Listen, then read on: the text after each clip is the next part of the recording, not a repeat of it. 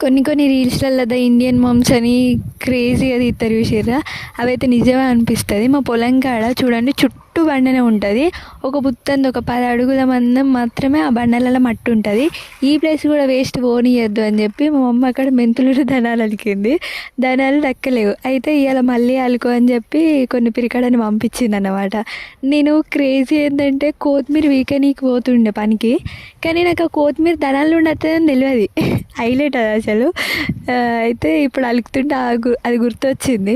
First ఏం చేయాలంటే కొంచెం తడి ఉన్న ప్లేస్లో, మట్టి ఉన్న ప్లేస్లో కట్టెతోని కానీ చేయితోని కానీ కొంచెం ఇట్లా లొందలాగి వేసుకోవాలి. గింజలు పోయనీకి, ధనాలు పోయనీకి ఇట్లా చేసుకొని అందులో కొంచెం పల్చగా ధనాలు పోసి మట్టి కప్పేసేయాలి. మట్టి కప్పేసి వాటర్ తెచ్చి కొంచెం లైట్గా చల్లాలి. మొత్తం ఇట్లా పోయొద్దు, లైట్గా చల్లిన తర్వాత ఒక వారం రోజులు కానీ ఒక 5-6 డేస్లో మనకు మొలకలు వచ్చేస్తాయి. నేనైతే ఇవి ఎట్లా